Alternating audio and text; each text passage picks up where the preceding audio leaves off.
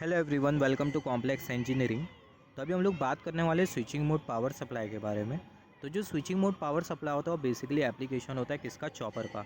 सबसे पहला है पावर सप्लाई का मतलब क्या होता है। जो पावर सप्लाई होता है वो बेसिकली होता है वोल्टेज सोर्स। तो जो पावर सप्लाई होता है वो बेसिकली वोल्टेज सोर्स होता है। और जो पावर सप्लाई होता है वो बेसिकली हमारे पास दो टाइप का होता है। एक होता है स्विचिंग मोड पावर सप्लाई, और दूसरा जो पावर सप्लाई होता है वो कौन सा पावर सप्लाई होता है, लीनियर पावर सप्लाई होता है। तो यहाँ पर ये लीनियर पावर सप्लाई और स्विचिंग मोड पावर सप्लाई दोनों में क्या डिफरेंस होता है उसके बारे में भी हम लोग बात करेंगे। तो यहाँ पर जैसे कि हमने डिस्कस किया, जो पावर सप्लाई होता है वो बेसिकली क्या होता है, एक वोल्टेज सोर्स होता है। या फिर हम लोग बोल सकते हैं जो पावर सप्लाई होता है वो हमें रेगुलेटेड आउटपुट प्रोवाइड करता है। इसके बारे में हम लोग आगे बात करेंगे। तो यहाँ पर ये लीनियर पावर सप्लाई और जो स्विचिंग मोड पावर सप्लाई दोनों के बीच में डिफरेंस क्या है इसके बारे में हम लोग बात करते हैं सबसे पहला। तो यहाँ पर ये लीनियर पावर सप्लाई के केस में क्या होता है, जो डिवाइस हम लोग जो यूज़ करते हैं वो जो डिवाइस होते हैं वो बेसिकली लीनियर रीजन में ऑपरेट हो रहे होते हैं। लीनियर पावर सप्लाई के केस में डिवाइस जो कि हम लोग यूज़ करते हैं वो जो डिवाइस होते हैं वो बेसिकली एक्टिव रीजन या फिर बोल सकते हैं लीनियर रीजन में ऑपरेट हो रहे होते हैं। Device operates under linear region या फिर हम लोग बोल सकते हैं एक्टिव रीजन। तो ये बहुत इंपॉर्टेंट है। लीनियर पावर सप्लाई के केस में जो स्विचिंग डिवाइस होता है वो कौन से रीजन में ऑपरेट होता है, लीनियर रीजन में ऑपरेट हो रहा होता है या फिर बोल सकते हैं एक्टिव रीजन में ऑपरेट हो रहा होता है। सिमिलरली यहाँ पर अभी अगर हम लोग देखें, जो लीनियर पावर सप्लाई है उसका जो बेसिक जो डायग्राम है उसको हमने यहाँ पर कंसिडर किया। यहाँ पर बेसिकली हमें क्या मिलता है, यहाँ पर हमें मिलता है पावर ट्रांसफार्मर। यहाँ पर ये हमने कंसिडर कर लिया पावर ट्रांसफार्मर। यहाँ पर कुछ इस तरीके से लगा होता है रेक्टिफायर, और यहाँ पर लगा होता है फ़िल्टर, और यहाँ पर हमने बेसिकली कंसिडर कर लिया है सेमीकंडक्टर स्विच जो कि ऑपरेट होता है एक्टिव रीजन में। जैसे कि हमने डिस्कस किया, लीनियर पावर सप्लाई के केस में जो स्विच होता है या फिर बोल सकते हैं जो डिवाइस होता है कौन से रीजन में ऑपरेट होता है, एक्टिव रीजन में ऑपरेट होता है। तो यहाँ पर ये जो डॉटेड बॉक्स में हमने जो डिवाइस जो कंसिडर किया है कौन से रीजन में ऑपरेट होता है, ये बेसिकली एक्टिव रीजन में ऑपरेट होता है या फिर बोल सकते हैं लीनियर रीजन में ऑपरेट होता है, जिसकी वजह से जो पावर सप्लाई इसको हम लोग बोलते हैं लीनियर पावर सप्लाई। यहाँ पर ये हमने कंसिडर कर लिया बेस। यहाँ पर ये ओपैम्प लगा होता है और यहाँ पर हमें क्या मिलता है, आउटपुट वोल्टेज मिलता है। तो यहाँ पर ये जो सेमीकंडक्टर स्विच होता है वो एक्टिव रीजन में ऑपरेट होता है या फिर बोल सकते हैं लीनियर रीजन में ऑपरेट होता है। जैसे कि हमने डिस्कस किया था, जो बीजेटी होता है उसका जो रीजन होता है वो हमें तीन मिलता है। एक सैचुरेशन रीजन मिलता है, एक्टिव रीजन मिलता है, कट ऑफ रीजन मिलता है। तो सिमिलरली एक्टिव रीजन में जैसे हमें पता है बीजेटी का जब हम लोग प्रिंसिपल समझते हैं, ऑपरेटिंग प्रिंसिपल कैरेक्टरिस्टिक्स जब हम लोग कंसिडर करते हैं तो बेसिकली हमें तीन रीजन मिलता है। एक एक्टिव रीजन एक हमें सैचुरेशन रीजन मिलता है, कट ऑफ रीजन मिलता है, राइट। सिमिलरली यहाँ पर अभी अगर हम लोग देखें वही रीजन हम लोग यहाँ पर कंसिडर कर रहे हैं। यहाँ पर एक्टिव रीजन लीनियर रीजन की हम लोग जो बात कर रहे हैं वही रीजन हम लोग यहाँ पर कंसिडर कर रहे हैं। तो यहाँ पर लीनियर पावर सप्लाई के केस में जो सेमीकंडक्टर डिवाइस या फिर बोल सकते हैं जो सेमीकंडक्टर स्विच हम लोग जो यूज़ करते हैं वो जो सेमीकंडक्टर स्विच होता है वो एक्टिव रीजन में ऑपरेट कर रहा होता है। तो हम लोग बोल सकते हैं लीनियर पावर सप्लाई का मतलब क्या होता है, पावर सप्लाई जिसमें सेमीकंडक्टर स्विच एक्टिव रीजन में ऑपरेट हो रहे हो या फिर लीनियर रीजन में ऑपरेट हो रहे हो। तो ऐसी जो पावर सप्लाई होती है उसको हम लोग बोलते हैं लीनियर पावर सप्लाई। तो पावर सप्लाई जिसमें सेमीकंडक्टर स्विच लीनियर रीजन या फिर बोल सकते हैं एक्टिव रीजन में ऑपरेट हो रहे हो, ऐसी जो पावर सप्लाई होती है इसको हम लोग बोलते हैं लीनियर पावर सप्लाई। तो यहाँ पर अभी अगर हम लोग देखें जो लीनियर पावर सप्लाई है इसकी जो एफिशिएंसी होती है वो 30% से 50% के बीच में होती है। और यहाँ पर ये जो डिवाइसेस होते हैं वो लीनियर रीजन में ऑपरेट हो रहे होते हैं या फिर हम लोग बोल सकते हैं एक्टिव रीजन में ऑपरेट हो रहे होते हैं, जिसकी वजह से जो लॉसेस होते हैं वो इंक्रीज़ कर जाते हैं लीनियर पावर सप्लाई के केस में। और यहाँ पर ये जो ट्रांसफार्मर हम लोग बेसिकली जो यूज़ करते हैं, ये जो ट्रांसफार्मर होता है वो लो फ्रिक्वेंसी ट्रांसफार्मर होता है। तो यहाँ पर अभी अगर हम लोग देखें ट्रांसफार्मर हैज़ लो फ्रिक्वेंसी, मतलब लो फ्रिक्वेंसी ट्रांसफार्मर हम लोग यूज़ करते हैं, जिसकी वजह से होता क्या है, जो ट्रांसफार्मर का जो साइज़ और जो डायमेंशन होता है वो इंक्रीज़ कर जाता है। सिंपल वर्ड में जो ट्रांसफार्मर का जो साइज़ और जो वेट होता है वो क्या हो जाता है, इंक्रीज़ कर जाता है। Due to which the weight and size of the transformer increases. तो ये था लीनियर पावर सप्लाई के बारे में। अभी बात कर लेते हैं स्विचिंग मोड पावर सप्लाई के बारे में। तो स्विचिंग मोड पावर सप्लाई के केस में in switching mode power supply device is use in switching region. Switching mode power supply के केस में जो डिवाइस होते हैं वो कौन से रीजन में ऑपरेट हो रहे होते हैं, स्विचिंग रीजन में ऑपरेट हो रहे होते हैं। या फिर हम लोग बोल सकते हैं डिवाइस जो कि हम लोग यूज़ करते हैं स्विचिंग मोड पावर सप्लाई के केस में वो कौन से रीजन में हमें मिलते हैं, स्विचिंग रीजन में मिलते हैं। यहाँ पर ये जो स्विचिंग मोड पावर सप्लाई है उसकी जो एफिशिएंसी होती है वो 70% से 90% होती है। और जो स्विचिंग मोड पावर सप्लाई उसकी जो पावर हैंडलिंग कैपेसिटी होती है वो भी ज़्यादा होती है। और जो डिवाइस होती है वो स्विचिंग रीजन में ऑपरेट होते हैं, जिसकी वजह से जो लॉसेस होते हैं वो कम से कम होते हैं स्विचिंग मोड पावर सप्लाई में। और जो साइज़ और जो वेट होता है ट्रांसफार्मर का एसएमपीएस में वो भी कम से कम होता है। तो सबसे पहला जो स्विचिंग मोड पावर सप्लाई है उसका सिंपल ब्लॉक डायग्राम अगर हम लोग देखें तो वो हमें कुछ इस तरीके से मिलता है। यहाँ पर हमने कंसिडर कर लिया ये रेक्टिफायर बेसिकली करता है क्या है, जो एसी सिग्नल है उसको डीसी सिग्नल में कन्वर्ट करता है। तो जो रेक्टिफायर है ये एसी सिग्नल को डीसी सिग्नल में कुछ इस तरीके से कन्वर्ट करता है। यहाँ पर अभी अगर हम लोग देखें, जो डीसी हमने जो कंसिडर किया इसको हम लोग बेसिकली बोलते हैं अनरेगुलेटेड डीसी। अनरेगुलेटेड डीसी मतलब ये जो डीसी होती है वो कांस्टेंट हमें नहीं मिलती है। और यहाँ पर ये हमने कंसिडर कर लिया सेमीकंडक्टर स्विच, और ये जो सेमीकंडक्टर स्विच है इसको हम लोग कुछ इस तरीके से पल्स प्रोवाइड करते हैं, तब जाके ये ऑन ऑफ होता है। यहाँ पर ये जो ब्लॉक जो दिख रहा है ये PWM का, ये जो ब्लॉक है वो PWM जनरेटर का ब्लॉक है, मतलब पल्स विथ मॉड्यूलेशन जनरेट करता है।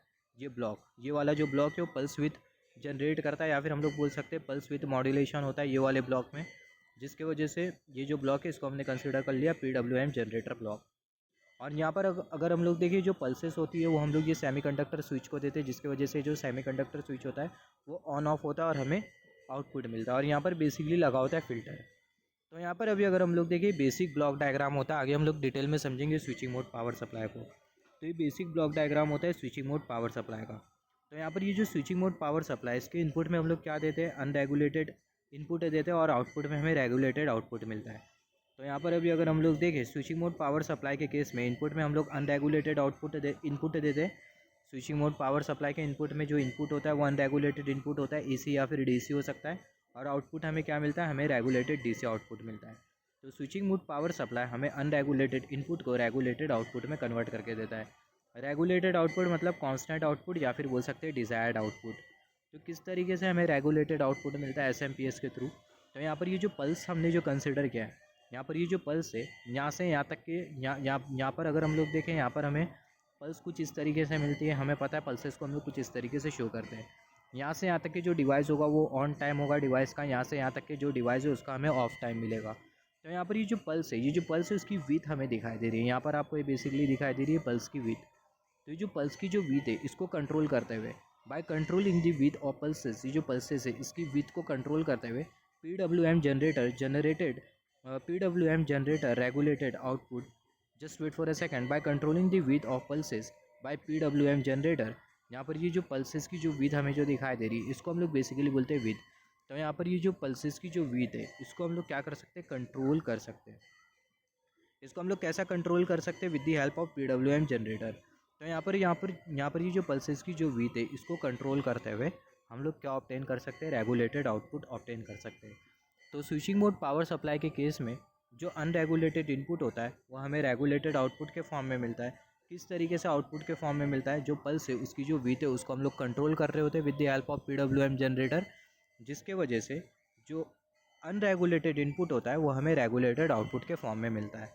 यहाँ पर ये जो SMPS है इसको अगर हम लोग थोड़ा और डिटेल में समझे, just wait for a second, ये जो SMPS है उसको हम लोग और डिटेल में समझने की कोशिश करते हैं। तो अब तक कि हमने ये समझा कि जो SMPS होगा वो हमें कांस्टेंट आउटपुट जनरेट करके देगा, या फिर हम लोग बोल सकते हैं डिज़ायर्ड आउटपुट जनरेट करके देगा for a long time. For example अगर हमारा डिज़ायर्ड आउटपुट अगर 5 वोल्ट है तो जो SMPS होगा वो हमें 5 वोल्ट का regulated output constant output generate करके देगा फॉर अ लॉन्ग टाइम। तो यहाँ पर अभी अगर हम लोग देखें जो SMPS है उसका हमने थोड़ा और डिटेल डायग्राम कंसिडर किया है। यहाँ पर ये बेसिकली हमने कंसिडर किया है ट्रायंगुलर वेव जनरेटर, और यहाँ पर ये डॉटेड बॉक्स में आपको जो दिखाई दे रहा है बेसिकली होता है कंपैरेटर, और यहाँ पर ये जो डॉटेड बॉक्स में आपको जो दिखाई दे रहा है बेसिकली होता है इलेक्ट्रॉनिक सेमीकंडक्टर स्विच, और यहाँ पर ये डॉटेड बॉक्स में आपको क्या दिखाई दे रहा है, फ़िल्टर दिखाई दे रहा है। फिर उसके बाद यहाँ पर ये रेसिस्टेंस R1 लगा हुआ है, ये रेसिस्टेंस R2, और ये आपको आउटपुट मिलता है रेगुलेटेड आउटपुट। और यहाँ पर ये डॉटेड बॉक्स में आपको क्या दिखाई दे रहा है, एम्पलीफायर, और ये बेसिकली रेफरेंस वोल्टेज। तो यहाँ पर अभी अगर हम लोग देखें, यहाँ पर ये जो पूरा जो सिस्टम आपको जो दिखाई दे रहा है बेसिकली होता है फीडबैक सिस्टम। और यहाँ पर आप देखो, यहाँ पर ये आपको बेसिकली कंपैरेटर दिखाई दे रहा है जो कि वोल्टेजेस को कंपेयर करेगा, और यहाँ पर ये आपका इलेक्ट्रॉनिक सेमीकंडक्टर स्विच जो कि ऑन ऑफ ऑपरेशन परफॉर्म करेगा। तो यहाँ पर अभी अगर हम लोग देखें, यहाँ पर ये जो SMPS है उसकी जो बेसिक सर्किटरी है उसको हमने यहाँ पर कुछ इस तरीके से कंसिडर किया। SMPS की जो बेसिक जो सर्किटरी है उसको हमने यहाँ पर कंसिडर किया। अभी इसको हम लोग कुछ इस तरीके से रिप्रेजेंट कर सकते हैं। With the help of this block हम लोग समझ सकते हैं SMPS हमें किस तरीके से कांस्टेंट आउटपुट जनरेट करके देता है, रेगुलेटेड आउटपुट जनरेट करके देता है।